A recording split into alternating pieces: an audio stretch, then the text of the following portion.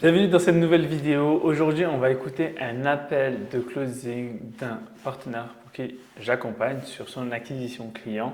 Donc l'objectif, c'est vraiment de faire l'analyse et de récupérer tout ce que vous pouvez prendre comme tips et conseils pour améliorer dans la phase de closing l'appel de vente, en gros conclure le deal à plusieurs milliers d'euros. Pour vous mettre dans le contexte, c'est un business en ligne, c'est un coach qui vend une opportunité dans la sous-location. Autorisé comme dans le site. Je ne sais pas si ça va fonctionner. Hop, voilà, c'est moi. Enchanté. Enchantée. Ça va? Enchantée. Oui, je viens de rentrer. D'accord. Écoute, merci pour ta ponctualité. Bien. Tu as assisté au webinaire hier, c'est ça? Comment? Tu as assisté au webinaire hier? Oui, Je me rappelle c'est de ton ça. prénom. Oui, oui. Ok. Comment tu l'as trouvé? Est-ce qu'il y a des choses que tu as bien aimées, des choses que tu as moins bien aimées? Comme ça permet d'améliorer. Non, après, c'était complet en fait. Ça a parlé de ton expérience, de ce que tu as pu faire, comment tu as démarré et comment tu as fini, et que tu es bâti encore en fait, et comment tu as pu aider les gens, ce qui était aussi intéressant, les témoignages. Et puis, oui, c'était assez complet, c'était compréhensible en fait. Ok, super. Et Pardon? il n'y a pas de problème là-dessus, c'était très compréhensible. Bon, C'est lui qui ok. n'est pas motivé, il n'avait rien à faire là en fait. C'est-à-dire que moi, j'essaie de vraiment impulser quelque chose. Donc là, il y avait une personne qui, pendant le webinaire, qui un peu spammait, disait des mauvaises choses. Hormis ce point-là, elle a dit qu'elle a bien compris le webinaire. Tu dois essayer de booster un peu les gens pour qu'il y ait une espèce de prise de conscience qui est, alors parfois ça peut déranger, mais si ça dérange, ça veut dire que peut-être que, quand je dis tu, c'est pas toi, peut-être que la personne aussi n'est peut-être pas prête à entendre ça, mais peut-être qu'aussi ça renvoie, tu vois, le fait de dire à une personne des choses pour qu'elle se bouge, ça renvoie aussi à l'incapacité de la personne à faire la chose, à dire bah non, c'est pas pour moi, mais c'est trop compliqué, tu vois, parce que ça t'oblige à sortir de ton confort. Et ça, les gens, ils n'aiment pas trop. Donc, Ouais, je trouve qu'il a. Je trouve que là, il a bien répondu sur ce truc-là, où il dit en gros qu'il peut avoir des haters dans les webinaires et que voilà, ça montre qu'il est clivant. Et ça, c'est bien quand vous êtes en webinaire, mais là, en appel, pour dire que voilà, toi, tu as compris le message, donc voilà, il ne faut pas faire attention aux autres. Est-ce que tu peux me parler de toi, dans quelle ville tu es et ce que tu fais toi dans la vie? Donc moi je suis à Nanterre en 92. Ok. Et dans mon petit confort, je travaille à la RATP depuis maintenant, je suis dans ma 29e année. Je suis rentrée, voilà, je suis rentrée, j'avais, ouais, je suis dans ma petite, enfin, j'ai fait 28 ans. Je suis rentrée, j'avais 21 ans en fait, j'ai fait que ça. Et Je suis tu as mariée. un statut, t'as quoi comme statut? T'as les anciens C'est un statuts? statut en fait, on est assimilé fonctionnaire. Ok. Moi hier, quand tu as dit qu'il y avait des départs à la retraite, c'est 62, 64, ça c'est pas mon cas. Ouais. Moi là, je viens d'avoir 50 ans au mois d'août. Et normalement, je pars en 2028 à la retraite. Ok, ouais, parce que vous êtes des régimes spéciaux, c'est ça, tu bénéficies des régimes C'est spéciaux. ça, tout à fait. Donc là, je suis en train de préparer en fait. Je suis partie, moi je suis algérienne, je suis partie au Maroc au mois de janvier et je suis tombée amoureuse de Marrakech en fait. Ok, ok. C'est mon premier investissement d'appartement, j'ai commencé là. Donc Ok, j'achète un super. appartement déjà. Et j'avais une copine, bon, à qui j'ai plus contact, mais elle travaillait au centre d'investissement là-bas, elle créait des entreprises. Elle m'avait proposé déjà de faire un truc avec elle, et tant mieux que je ne l'ai pas fait. Et en fait, je me suis rendu compte que si je veux faire quelque chose, j'ai besoin de personne, je peux le faire par moi-même. Voilà. Et la conciergerie, c'est quelque chose qui m'intéresse parce que dans mon travail là, actuel au niveau de la RATP, je suis machiniste, donc à la base, je conduis les bus. Surtout cet été, c'est ça qui m'a aussi ouvert vraiment à faire quelque chose. C'est que cet été, je me suis occupée d'un centre de vacances qu'on a à Perpignan. On avait eu un gestionnaire qui n'a pas du tout fait son travail. Donc j'ai dû rester 2 mois et j'ai vraiment tout fait. À la résa qui était déjà était faite, en fait, à l'accueil. Donc là, pour faire simple, la personne, voilà, elle a fait toute sa vie salariée. Elle est dans 3 ans dans la retraite. Elle a eu un coup de cœur en allant en voyage à Marrakech. Et du coup, elle a décidé d'investir un appartement et la solution que propose le coach est de faire soit de la sous-location professionnelle, soit de la conciergerie. C'est une activité qui marche très bien à Marrakech. Et donc, maintenant qu'elle a investi dans son appartement, peut-être qu'elle va certainement se professionnaliser parce qu'elle n'a aucune expérience, je pense, dans ce milieu-là, même si elle a une petite expérience qu'elle est en train de dire dans un centre de vacances où elle a un peu géré tout et ça, visiblement, ça l'a plu. Et c'est intéressant de savoir si le coach a bien posé des questions là-dessus et ouvert cette porte. Parce qu'elle a ouvert une porte et il faut rentrer dedans et découvrir qu'est-ce qu'il y a dans cette pièce. Au réassort, au check-in, au check-out, attribution des mobilos, à la sécurité, au bien-être des agents, aux animations. Enfin, j'ai même été pisciniste. J'ai même été mettre du chlore dans la piscine pour que la piscine puisse s'ouvrir le lendemain. Donc j'ai vraiment été. Et là, je me suis rendu compte qu'en fait, je suis un caméléon. Donc pourquoi pas? J'ai envie de le faire. Ça fait un moment que j'y pense. Et là, je me dis, allez, c'est bon, c'est maintenant. Parce que j'ai du temps en fait au niveau de mon syndicat. J'ai des heures de travail, j'ai des réunions qui sont officielles, enfin obligatoires au niveau de Bercy avec la RATP. Sinon, tout le reste du temps, au Maroc, j'y vais une fois par mois. Donc, je peux même y aller 2 fois par mois. Donc, même si je fais ça à distance, je pourrais toujours y aller parce que la confiance n'exclut pas le contrôle. Donc là, clairement, elle a dit qu'elle a vraiment envie de faire ça, qu'elle s'est eu plus d'expérience dans le centre de vacances et que c'est le moment de faire ça. Donc là, c'est bon, c'est le moment, elle a déjà une première expérience, elle a envie de se professionnaliser, donc on va voir ce qu'il va dire le coach. Tu as entièrement raison. J'imagine que pendant cette expérience de 2 mois à la Perpignan, peut-être tu ne le dis pas, mais je le sens, je pense que tu t'es éclaté, tu as bien aimé, t'occuper plein de choses, tu as dû te régaler, j'imagine.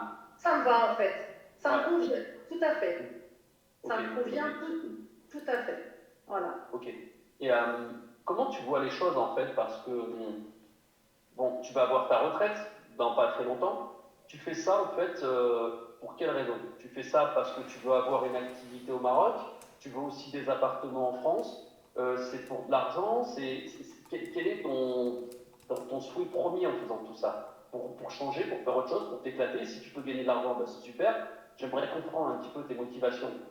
Tu viens de le résumer. Ma retraite déjà, je suis encore jeune, je pense que je vais pas aller au bled comme mes parents, comme ils ont fait, comme mon père, à m'occuper de son potager. En fait, j'ai besoin d'avoir une activité. Moi, je sais que mon syndicat il m'a proposé de faire un autre mandat, donc je pense que je ferai un autre mandat de 4 ans. Donc je ne partirai pas vraiment en 2028, je partirai logiquement en 2030. Mais au-delà de ça, j'ai pas envie de faire 100% du syndicalisme. Ça m'a bouffé tout mon temps. C'est fatigant. Les problèmes des gens. Ouais, j'allais te le dire. Ouais. Je suis une éponge, donc voilà. Et j'ai envie de, d'ici 2 ans, me mettre à 50% avec mon syndicat pour que je puisse m'occuper de quelque chose que j'aime faire. Et donner du plaisir aux gens, ça veut dire être à l'écoute. En plus, moi, je commence à avoir beaucoup de connaissances sur Marrakech, donc au-delà de l'appartement, je pourrais leur trouver une location de voiture, un chauffeur, des activités, où aller manger, faire des résas, enfin tout ça. Et ça me va en fait. Tout ce qui est dans le tourisme, dans les vacances, c'est ce que j'aime. C'est ce que je me suis rendu compte encore plus cet été, à passer 2 mois, à faire plaisir aux gens, à rendre service. Ça me convient. Parce que c'est pas ingrat. C'est pas du tout ingrat. On sent que tu es quelqu'un qui aime le contact avec les gens, qui aime s'occuper des autres, qui aime rendre service, qui aime bien faire. On sent que tu es un peu ce profil-là. Et après, c'est vrai qu'avec la RATP, peut-être que tu en as un petit peu rapport parce qu'ils viennent plus avec leurs problèmes. Alors que là. Donc là, c'est important et c'est bien ce qu'il est en train de faire. C'est une fois qu'il a posé l'action sur pourquoi elle veut le faire, donc elle a expliqué qu'en fait, elle veut continuer encore en tant que syndicat, mais à 50%. Et du coup, les autres 50% de son temps restant, ça serait de faire de la conciergerie à Marrakech. Donc, on voit qu'elle se projette vraiment, qu'elle a déjà plein d'idées, qu'elle voudrait mettre en place. Et surtout, ce qu'on sent dans les deux expériences, que ce soit syndicat ou conciergerie, elle aime être avec l'humain. Elle aime les contacts humains, les relations, discuter, aider l'autre. Et c'est là où il veut l'amener en fait. Et d'ailleurs, quand elle dit ça, elle est en train de sourire. Dans la location courte durée, les gens ils viennent en mode vacances, viennent en mode tourisme, mais ils sont peut-être plus joyeux, qu'on a peut-être un peu ras-le-bol de ton pied, peut-être. C'est ça. J'ai envie que quand ils repartent, ils se disent ah, je reviendrai. Et ça, ça me va. Je suis quelqu'un de très très social, c'est-à-dire j'ai pas peur d'aller de l'avant, d'aller voir des gens, d'aller. C'est pas quelque chose c'est quelque chose que j'ai appris avec la RATP parce que dans le syndicalisme, on est obligé d'aller de l'avant aussi, d'aller voir les gens, même si on les connaît pas. Et non, c'est vraiment ce qui me plairait en plus, parce que c'est pas. En plus, c'est pas un métier de bureau. Déjà, je reste pas dans un bureau. C'est extérieur. Tous les jours, les jours ne se ressemblent pas. Et c'est ça qui est intéressant pour moi. C'est comme à la RATP. On pourrait dire qu'être conducteur de bus tous les jours, ils se ressemblent, mais non. Tu conduis ton bus, c'est vrai. Mais tous les jours, tu prends des personnes différentes. Et toujours, tu as des personnes différentes qui viennent te parler, te raconter aussi leurs problèmes. Et tous les jours, tu peux avoir une soirée où ça se passe très bien et une soirée où c'est festif, tu prends des gens qui chantent encore dans le bus, qui dansent dans le bus, et qui t'appellent chauffeur, si t'es champion, roule plus vite. Enfin, voilà. Tous les jours sont vraiment différents et c'est ce que je recherche. C'est vraiment ce que je recherche.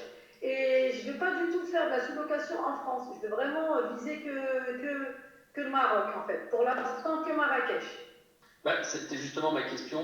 Toi, tu veux tout de suite aller sur Marrakech. Alors peut-être plus conciergerie, parce qu'effectivement, Marrakech, Maroc, c'était plus la conciergerie.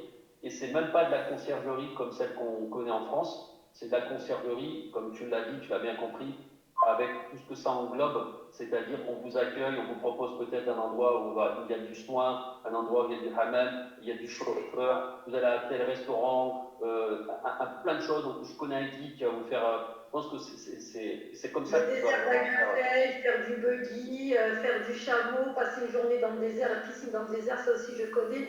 Proposer ce genre d'iPass, faire des partenariats avec. Donc là, clairement, elle se projette vraiment de faire cette activité-là. Je pense l'une des meilleurs arguments qu'il pourrait avoir, qui pourrait tomber pour le coach, c'est qu'il ait déjà une personne dans son accompagnement qui fait la conciergerie à Marrakech et qui vit de ça. S'il a ça, je pense qu'il 100% qu'elle signe.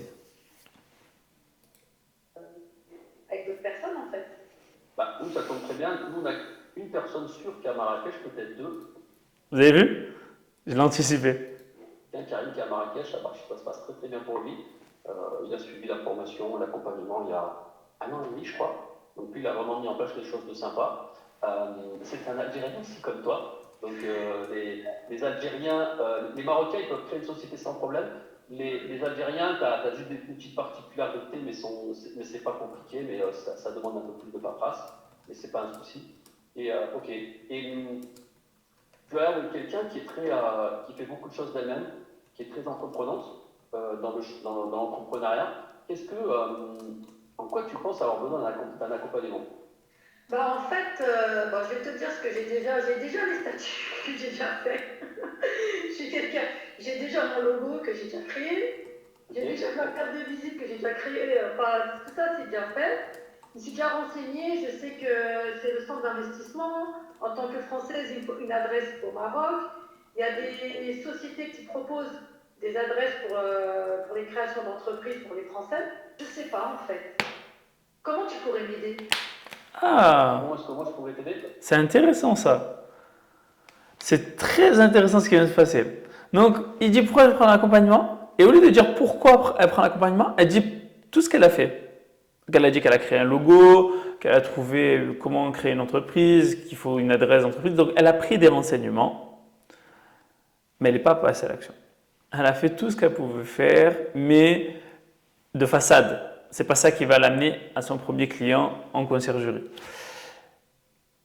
Et là, le switch, c'est qu'est-ce que tu peux, et je remets parce que c'est hyper intéressant ce qu'elle dit, et parce que je ne l'ai pas vu venir. Des adresses pour les créations d'entreprises pour les Français, parce que je suis algérienne, mais je suis française aussi, donc c'est ça qui est bien.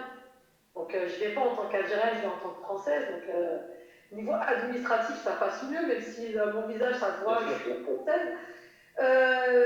Je sais pas en fait. Je sais pas. Elle a regardé 2 heures un webinaire. Je pense qu'elle a confiance à la personne. Elle a vu son module, mais elle ne sait pas pourquoi elle a besoin d'un coaching. Donc la question, qu'est-ce qu'elle est venue faire dans cet appel? Et d'où l'importance de dès le début, tu vois, alors j'ai peut-être pas le début de l'appel, mais j'espère que vraiment dans le début de l'appel, que la personne elle a bien cadré la chose, qu'elle lui a bien dit, écoute, cet appel-là, c'est un appel qui va nous servir à parler de ton projet, de savoir qui tu es, où tu en es par rapport à la conciergerie ou la sous-location, si tu es éligible à notre programme, d'accord? Dans l'objectif de savoir si on peut travailler ensemble ou pas. Et si on estime que tu corresponds aux personnes qu'on peut accompagner, alors on te proposera en détail notre accompagnement. Mais là, la question, elle prend un appel, ça fait 11 minutes, elle ne sait pas pourquoi elle veut un accompagnement. Ah, ça va être corsé. Comment tu pourrais m'aider? Comment tu pourrais m'aider? En fait, elle change la dynamique. C'est pas j'ai besoin de toi, c'est comment toi tu peux m'aider. Comment est-ce que moi je pourrais t'aider? Bah oui. D'ailleurs, on voit dans sa réponse qu'il est un peu. On voit dans sa réponse qu'il est un peu étonné de sa réponse. Il sourit pas. Il est un peu surpris, je pense, de l'attitude.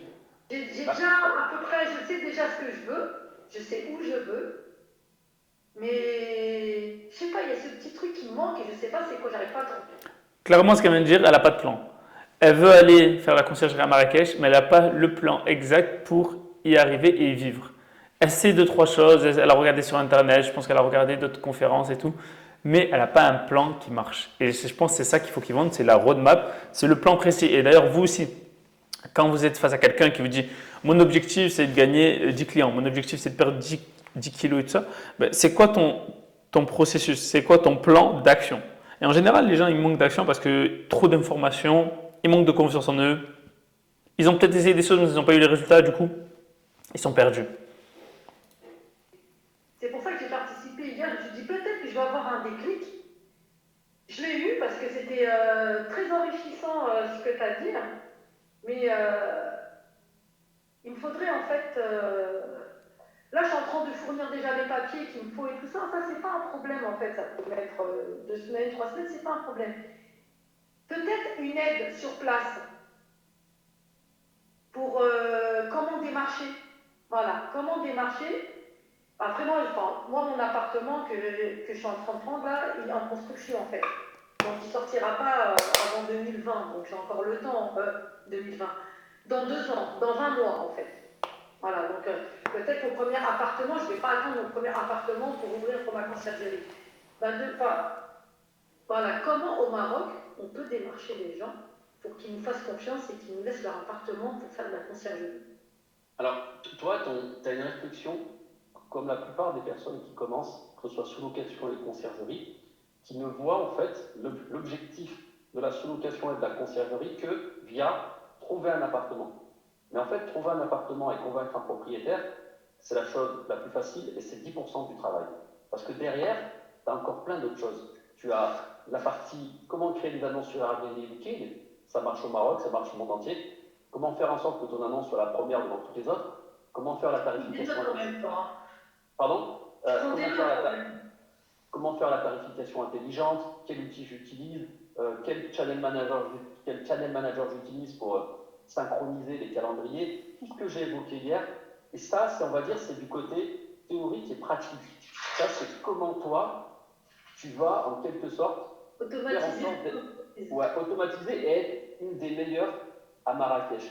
Toi, tu as connu une expérience de 2 mois dans le sud-est, voilà, sud-est, parce que c'est pertinent, sauf erreur, donc c'est sud-est. C'est moi, désolée.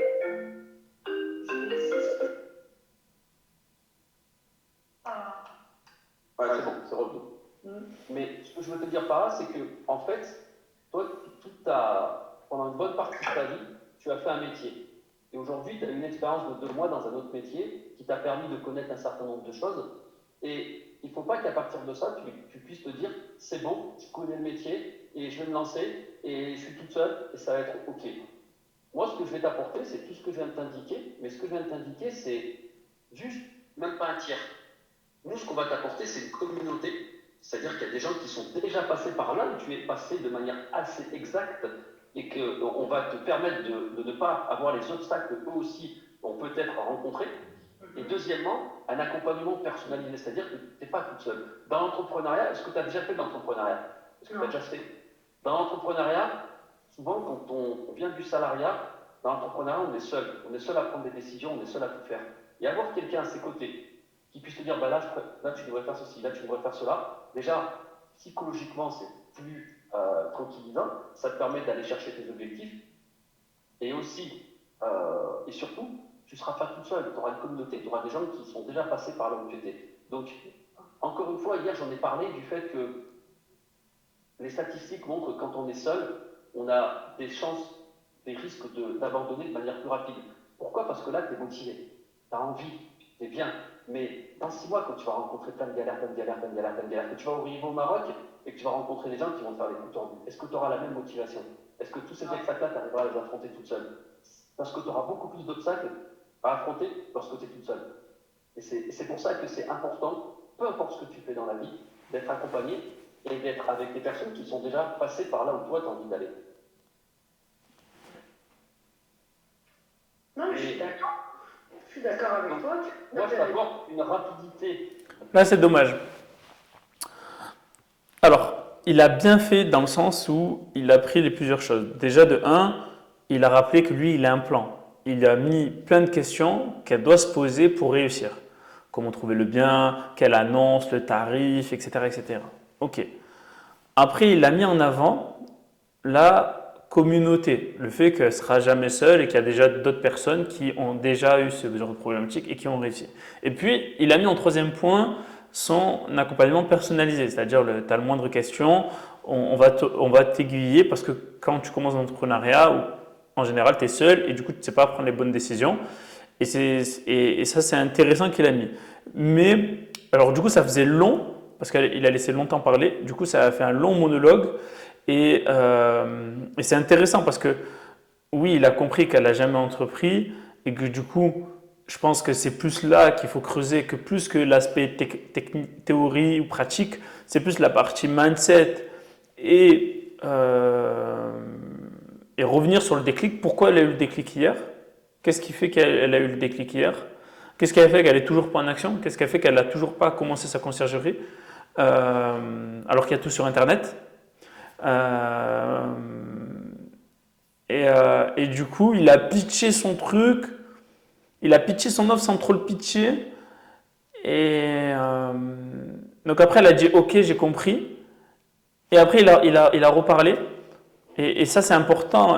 Quand vous avez fini là, en gros, il a fini de répondre aux 3 objections, de laisser la personne, laisser le temps, laisser du vide. Très important de laisser du vide pour que la personne réfléchisse et elle synthétise, parce que là, il y a eu beaucoup d'informations qui ont été données d'affilée. Ça n'a pas été en mode, déjà, est-ce que tu connais tout ça, tous ces plans d'action? Oui, non? Ok. Ensuite, il y a l'aspect communauté. Tu vois, tu es toute seule, ben là, l'aspect communauté. Oui, non. Et en fait, à chaque fois, il aurait pu même valider ses arguments, en fait, avec elle. Et vérifier qu'elle a bien compris aussi. Et d'être avec des personnes qui sont déjà passées par là où toi tu as envie d'aller. Non, mais je suis d'accord. Là, je suis d'accord. Je suis d'accord avec toi. Moi, je t'apporte une rapidité dans la. Tu vas pas perdre de temps. Tu vas moins perdre de temps. Qui dit moins perdre de temps, moins perdre d'argent. Et surtout, tu as une quasi-certitude, on va dire certes parce que ça joue beaucoup à toi, d'arriver là où tu souhaites aller. Et juste avant là, j'étais avec quelqu'un qui avait une petite cinquantaine d'années qui me disait, moi je parle librement, je suis de 78, je pense que toi tu dois être pas très très loin, peut-être un peu plus loin, je sais pas. Et il me disait, moi ça là, je veux un accompagnement aussi parce que c'était quelqu'un qui avait un super, tu vois, il travaillait chez Airbus, c'était cadre, il avait travaillé en Allemagne et tout. Il me dit, parce que je sais qu'avec toi, il n'y aura pas d'échec. Si vraiment je mets les moyens, parce que tu seras à mes côtés, et il y aura une formation. Et à mon âge, je ne peux pas la connaître l'échec. Je ne peux pas me lancer dans un truc, perdre 1 an et 2 ans, et me dire, ah merde, je retourne ailleurs, je n'ai pas 20 ans.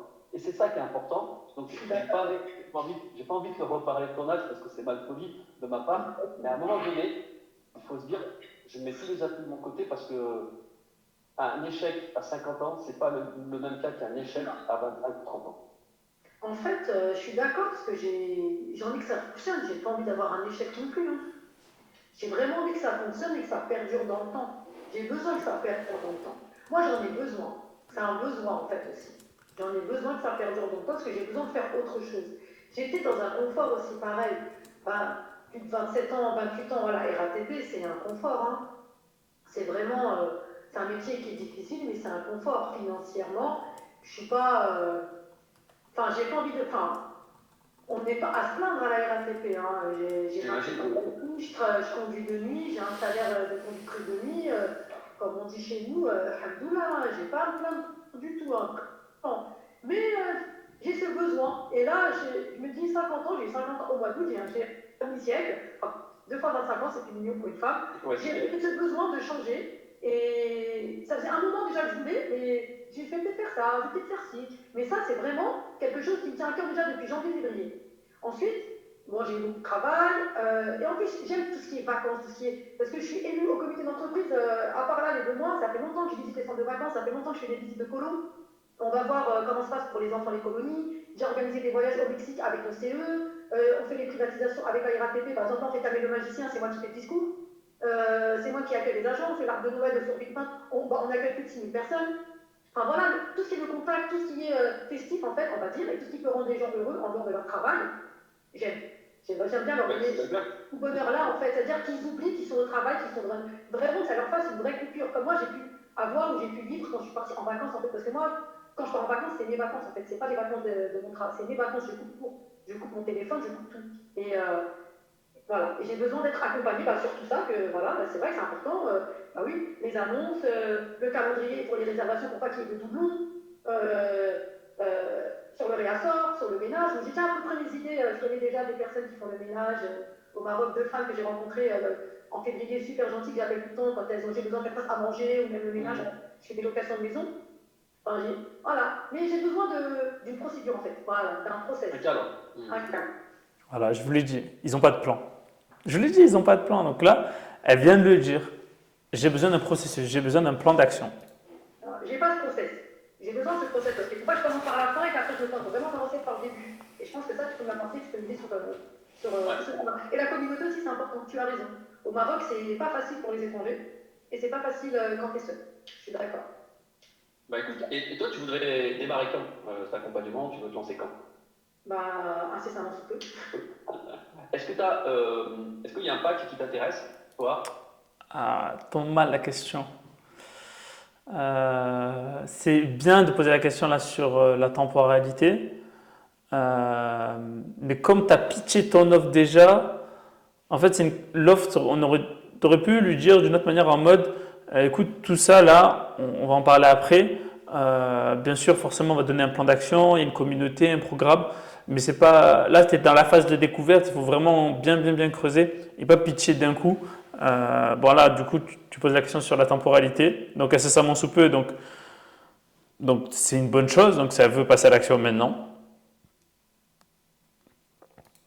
Sur les packs que j'ai présentés hier, moi je pense que toi il faudrait quand même de l'accompagnement personnalisé, comme ça on essaie de voir un petit peu ensemble comment on va en balancer. Après tu peux très bien prendre le pack starter avec le coaching de groupe, mais je pense qu'il y a un pack, je peux te représenter le pack si tu veux.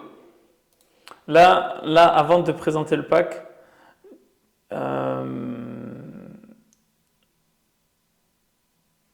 il me manque la question sur l'inaction, le coût de l'inaction.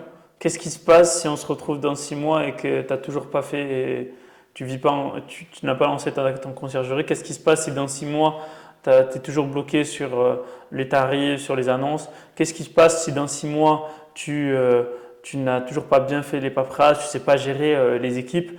Et ça, avant de parler de l'offre, tu vois. Ça, c'est hyper important. Il faut qu'elles se disent, oui, incessamment sur peu. Pourquoi? Parce que j'ai envie et puis surtout, je ne veux pas attendre plus longtemps. J'ai 50 ans, j'ai eu mon déclic, c'est maintenant ou jamais, tu vois.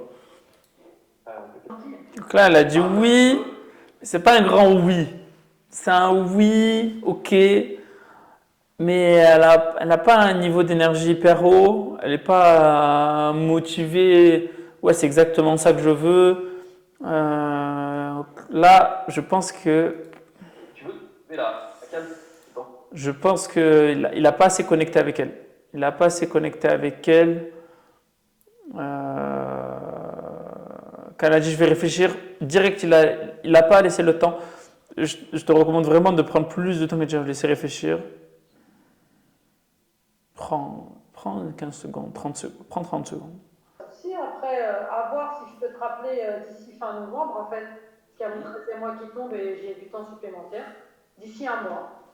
Ok, bah écoute. Moi, je pense que ça pourrait être sûr. Je préfère être sûr que m'engager sur quelque chose et après, on peut croire que c'est pas énorme, 650 €. Mais pour moi, comme je suis en train d'investir, c'est beaucoup. Après, c'était 300 € maintenant que tu amènes pour le compte CPF. Et ensuite, je t'avais dit qu'on pouvait même aller jusqu'à 3 fois 100 €. Donc ensuite, les 100 €, les autres 300, en fait, tu as 300 tout de suite et tu as 100 sur 3 mois si tu veux. Mais encore une fois, moi, il faut vraiment que les personnes, tu vois, soient à l'aise, soient OK avec la qualité d'accompagnement. Parfois, tu as des gens qui font des efforts parce qu'ils savent là où ça va les amener. Donc ça, c'est vraiment de ton côté et moi, je suis OK là-dessus. Je respecte les décisions des personnes, mais je veux juste qu'elles soient complètement aussi transparentes avec moi et tu l'as été. Donc ça, oui, je suis tout à fait tranquille. Je préfère attendre d'ici un mois, ça sera plus clair pour moi, en fait. Bah écoute, comme on dit chez nous. Voilà, comme elle dit. Elle dit j'attends un mois pour que ça soit plus clair. Ça veut dire que là, elle a vu le webinaire pendant presque 2 heures. On échange pendant 30 minutes. Elle dit oui, mais comme je l'ai dit tout à l'heure, le oui était pas ouf. Le oui était pas ouf. Tu sentais que voilà, il manquait pas de clarté, la manière de présenter l'offre et de rappeler que c'est du make money. Donc, ok, elle investit 1500 € ou 2000 €, mais derrière, l'objectif c'est qu'elle ait plusieurs biens et que tous les mois elle génère des 500 €, 1000 €, 2000 €, voire 5000 € par mois. Donc, on n'a pas connecté à l'objectif et même dans l'objectif, elle veut faire la conciergerie, mais c'est pas forcément l'argent, c'est plus l'aspect activité qu'elle veut faire à côté. Et c'est là que je conseillerais, c'est pourquoi elle veut faire cette activité-là. Pourquoi elle veut faire une conciergerie et pas une association alors? Pourquoi elle ne fait pas du bénévolat si elle aime l'activité? Donc il faut reconnecter à l'argent, il faut reconnecter au pourquoi, il faut reconnecter à sa vision et à son mindset. Si depuis janvier tu penses à ça et que en novembre tu n'es pas prête à vivre de ça, voilà, remettre en question un peu sa manière de penser. Donc ok, elle peut attendre un mois, mais peut-être que en fait, si elle était rentrée maintenant à l'accompagnement, elle aurait peut-être eu un bien d'ici les premières semaines, vu qu'elle a déjà beaucoup de choses, et elle aurait déjà remboursé la fin de son accompagnement. C'est des choses qu'elle aurait pu dire, mais voilà, ce qu'elle a dit, c'est ok, certes, c'est l'argent, mais c'est surtout un manque de clarté. Je pense que c'est quelqu'un qui est venu en mode, voilà, je pense que voilà, si elle a de l'argent pour investir dans l'immobilier, elle a de l'argent. Elle a de l'argent, c'est pas tout le monde qui peut investir dans l'immobilier, donc elle a de l'argent, mais là, si on n'a pas présenté un plan précis pour générer un complément de revenu, pour générer quelque chose, alors tu l'as présenté, tu as présenté les modules, tu as présenté la communauté,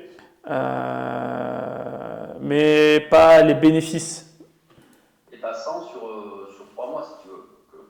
Mais encore une fois, moi il faut vraiment que les personnes, tu vois, soient à l'aise, soient OK avec la qualité d'accompagnement. Parfois, tu as des gens qui font des efforts parce qu'ils savent là où ça va les amener. Donc ça, c'est vraiment de ton côté et moi, je suis OK là-dessus. Je respecte les décisions des personnes, mais je veux juste qu'elles soient complètement aussi transparentes avec moi et tu l'as été. Donc ça, oui, je suis tout à fait tranquille. Je préfère attendre d'ici un mois, ça sera plus clair pour moi, en fait. Bah écoute, comme on dit chez nous, Marhaba bik, dans un mois, tu es la bienvenue et c'était un plaisir d'échanger avec toi, Farida. Un truc qu'il aurait pu faire aussi, alors je ne sais pas s'il connaît, mais dire, bah écoute, si tu es sûr de toi, tu es sûr, bah, tu peux commencer rentrer dans l'écosystème, rentrer dans la communauté. Donc quelque part, tu as un mois d'accès à la communauté. Ça va motiver la personne et comme ça elle commence à passer à l'action maintenant et pas dans un mois si elle n'a pas un autre truc qui lui tombe dessus. Quoi. Si on peut te faire encore l'offre dans un mois, je vais être honnête avec toi, je ne sais pas. Oui. Tu as fait une belle offre. Il n'y a pas de Je n'en doute pas, il n'y a pas de problème. De toute façon, je reviens vers toi dans un mois, je t'envoie juste un petit message pour te dire c'est Farida, je reviens vers toi pour la formation et tu me dis après ce qu'il en est. Il n'y a aucun problème. Voilà, je pense que, ok, c'est closé, mais peut-être ça aurait pu être closé de ce truc-là. Quoi. Ou peut-être qu'elle dit ça juste en mode je m'en sors bien au final. Quand je vois, voilà, c'est un peu en mode je reviendrai dans un mois, alors que non, on aurait pu encaisser directement. Donc voilà, c'était le retour sur. Donc elle a dit à la fin. Voilà, c'était tout pour cette analyse d'appel. Si vous voulez que j'analyse d'autres appels de closing, envoyez-moi et je ferai un réel plaisir de les analyser. Ciao!